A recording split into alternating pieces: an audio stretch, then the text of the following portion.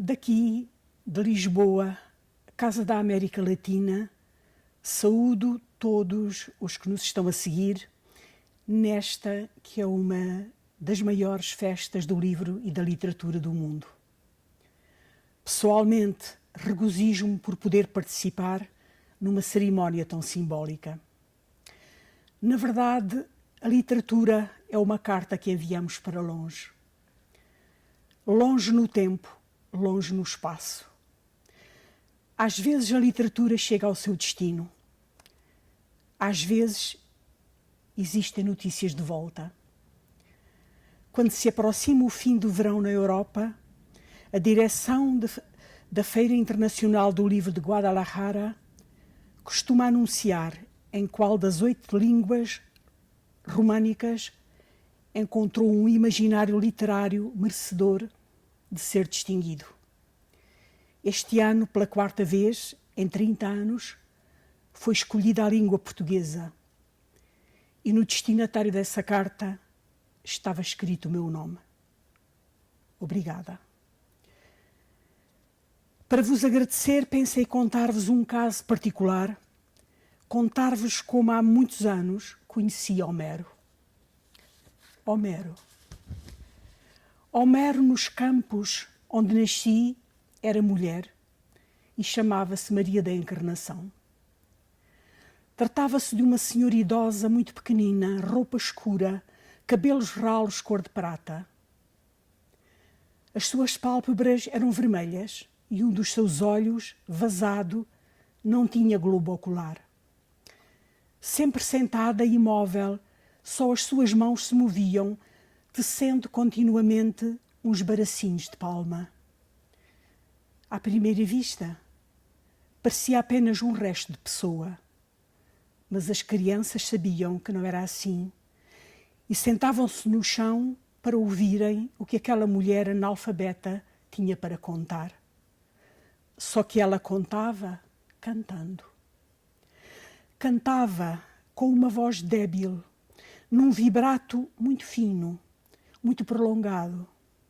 Sem nunca ter possuído um livro, cantava romances antiquíssimos que na sua infância tinha aprendido de cor. Mais tarde, consegui identificar, naquela narrativa sem intervalo nem pausa, romances tradicionais como A Nau Catrineta, A Bela Infanta, A Visita da Noiva Defunta. E nós, crianças, ficávamos presas daquelas histórias cantadas que falavam das batalhas do amor, das batalhas das armas, das aventuras prodigiosas dos marinheiros sobre as ondas do mar. Quando nos cansávamos da sua canção interminável, corríamos pelos caminhos, voando uns centímetros acima do solo. Quando faleceu, vi a sua cabeça pequenina desaparecer sob as tábuas, mas creio ter tido, pela primeira vez, à luz das candeias de azeite, a ideia de que alguma coisa no ser humano triunfava sobre a morte. Hoje, passado tanto tempo, sei que ela foi o último elo de uma cadeia de séculos e tenho a certeza de que essa experiência me ensinou o essencial sobre a capacidade de transfiguração que presida a espécie humana. E penso nela e no mistério do tempo que determina a vida de cada um e como ele nos ata às circunstâncias sujeitas ao correr da história e das datas. Maria da Encarnação foi alguém atravessado pelo fulgor poético que não teve a felicidade de conhecer a maravilha que são os livros. Merecia ter ido à escola, ter aprendido a ler e a escrever, ter tido acesso aos poetas da sua pátria, ter lido Camões, Vieira e Pessoa, ter lido a Ilíada, a Odisseia, a Divina Comédia, Dom Quixote, ter visto Hamlet ser representado. No pátio da sua casa de pedra, merecia ter podido ler em voz alta a Ode Triunfal e desejar ser a criação inteira com as palavras com que Álvaro de Campos termina esse poema. Ah, não ser eu toda a gente e toda a parte.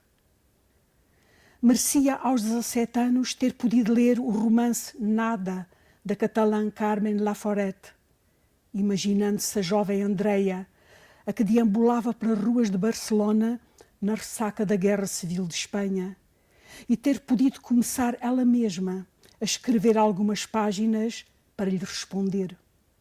E merecia tê-las rasgado, porque eram páginas iniciais, ainda não estavam capazes de sair do seu regaço. Ela ainda teria de falar de perto com livros escritos por Goethe, Proust e Virginia Woolf, e Ursenar e Agostina Bessa Luís, e muitos mais. Ainda não estava preparada. Alguns anos mais tarde mereceria ter lido um livro que começasse assim: Vine a Comala, porque me dijeron que acá vivia mi padre, tal Pedro Páramo. Mi madre me lo dijo. Yo le prometí que vendria a verlo enquanto ela moriera. Leria ela. E assim merecia ter acompanhado a deambulação das personagens pelo meio daquele povoado fantasma, e talvez ela sentisse que esse livro lhe dizia inteiramente respeito, porque na sua terra também a porosidade entre a vida dos vivos e a vida dos mortos era total. Porque, tal como no povoado de Comala, ela também conhecera a força da prepotência e a ofensiva divisão das classes. Sabia como as mulheres eram obrigadas a ser mudas e impotentes como as sombras, como as raparigas engravidavam e depois se afogavam de vergonha nas cisternas em frente da casa paterna. Também tinha conhecido merceeiros que possuíam 2 balanças, uma para comprar, outra para vender. E uma vez que a vida de todos decorria entre a arbitrariedade da natureza e a mudez da divina providência, a ameaça das penas do inferno andava por toda a parte. Não era exatamente a mesma coisa, mas de Dom Pedro Páramo, aquele que no final se desmoronou contra a terra como se fosse um saco de pedras, ela sentira-lhe as passadas muitas vezes, e o ressentimento que gerava dizia-lhe respeito. Que sábia narrativa! Como ela teria sido feliz por ter encontrado no início da sua vida adulta esse livro perfeito, entre tantos outros livros que leu, se acaso tivesse nascido 80 anos mais tarde. Ela que não teve acesso a livro nenhum, como bem diria este nosso tempo, em que não só dispomos de bibliotecas contendo milhares de livros, como, quando nos apetece, consultámo-los um a um no espelhinho de um aparelho que metemos no bolso do nosso casaco. Como ela teria sido feliz por poder dizer, neste tempo de aparelhos de toda a espécie que usamos pendurados do corpo, que, se assim o quisermos, todos esses instrumentos poderão ampliar, como nunca até agora, o grande poder da poesia. E ela diria isso porque, tendo ficado imóvel, sentada numa cadeira baixa, encontrou na poesia a sua forma de enganar o destino. O destino queria-a muito velha, muito cega e muito coxa, e ela, vestida de preto, cantava versos sobre o destino dos outros. O que é a literatura, senão a prova de que, além de nós mesmos, através da linguagem, nós somos outros? Sendo essa força da alteridade não só o motor da beleza, como a base da compaixão. Por isso ela, ó mero involuntário, que imagino ressuscitada de modo a ter assistido já adulta à entrada do século XXI, seria a figura certa para dizer àqueles que tenham o poder de decidir que as artes faladas serão o salvo-conduto para a harmonia na civilização do futuro. A arte que usa as línguas. A arte que usa as línguas. Na verdade, no decurso da evolução humana, o marco mais decisivo terá sido, sem dúvida, o processo da consolidação das línguas na sua prodigiosa multiplicidade. E as literaturas que acompanham cada uma delas, sistemas impuros por natureza, onde cabe toda a vida vivida de cada povo e toda a vida sonhada de cada um, e por isso lugares de salvação.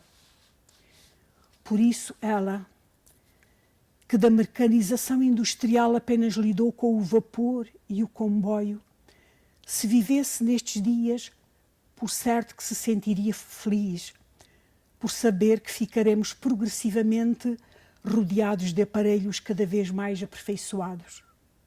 E sem dúvida que se sentiria maravilhada com a proximidade de tantos instrumentos preparados para nos ligar à distância, fazer companhia, ajudar a manter em harmonia a nossa vida íntima e manter mais sadio o nosso corpo. Instrumentos novos que estarão por toda a parte e serão um bem porque nos ajudarão a ser menos mortais por algum tempo. Ela não teria medo de que tal significasse delegar nesses suportes artificiais o nosso poder de decisão, nem a nossa autonomia, nem que tais instrumentos pudessem atingir a nossa capacidade de metáfora e transfiguração. Mas acreditaria também que devemos estar preparados para saber conviver com a parte deste novo mundo que significa deterioração.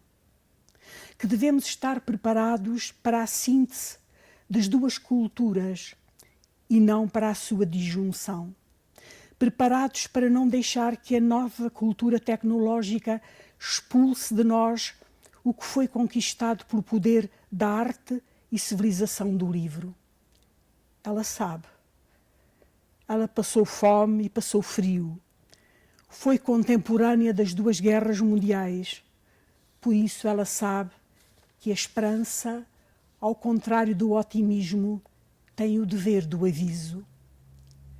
Se Homero, mulher, tivesse nascido em meados do século XX, seria natural que nos advertisse que em breve, por poder dos aparelhos, todos poderemos estar conectados e isso será bom, o que não quer dizer que estejamos necessariamente juntos. Que iremos, por certo, receber cada vez mais informação, mas poderemos estar cada vez menos informados. Isto, diria ela, se pudesse ter nascido 80 anos mais tarde e talvez pudesse ter lido Carlos Fuentes, que falou da nossa humanidade inacabada, o tal processo de humanização de que falava José Saramago. E a partir desse conceito lapidar, que nos define como seres em construção que ainda não chegaram ao seu destino, talvez ela tivesse escrito algumas páginas reclamando uma nova utopia, ainda que a soubesse inalcançável.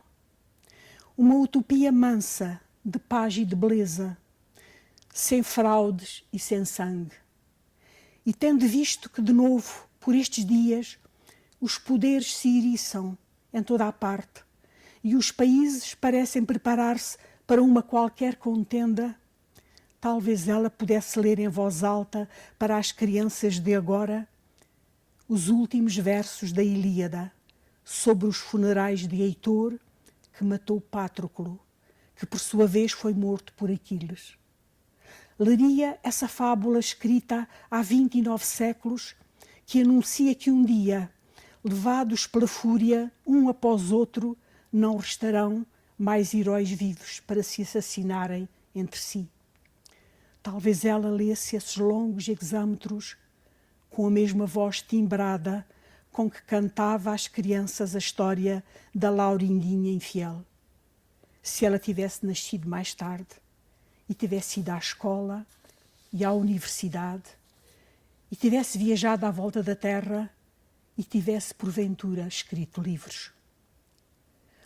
Ou talvez Maria da Encarnação, pensando no tempo presente, em que os deuses parecem ter ficado para sempre trancados lá nos seus palácios reais, deixando os homens ao abandono para se entenderem entre si, livres de se fazerem irmãos ou inimigos, talvez lesse aos jovens que a procurassem o aviso que consta de um certo livro colombiano escrito nos anos 60, que termina assim: estava previsto que a cidade dos espelhos seria arrasada pelo vento e desterrada da memória dos homens no instante em que Aureliano Babilônia acabasse de decifrar os pergaminhos e que tudo o que estava escrito neles era irrepetível desde sempre, porque as estirpes condenadas a 100 anos de solidão não tinham uma segunda oportunidade sobre a terra. Teria ela lido. E aí, talvez ela dissesse aos jovens que não se enganassem, que se afastassem de todos aqueles que lhes prometessem felicidade em troco de solidão. Ou, por outras palavras, que se afastassem de todos aqueles que lhes prometessem aparelhos em vez de companhia, monólogos em vez de falas, ruído em vez de música, gritos em vez de canto, garatujas em vez de mensagens, slogans em vez de sabedoria, negócios em vez de amor. Ela que talvez nunca tenha folheado um livro, agora, na iminência de perdê-lo, compreenderia como essa escultura de papel que fala sem ruído é um objeto perfeito. Muito mais perfeito do que as sondas que vão a Marte e rondam Neptuno, teria dito ela. Mas estas também seriam as palavras que eu mesma gostaria de ter proferido aí, no sítio próprio, perto das infindáveis filas de jovens que visitam, como em nenhum outro lugar da Terra, a Feira do Livro em Guadalajara. Muito obrigada.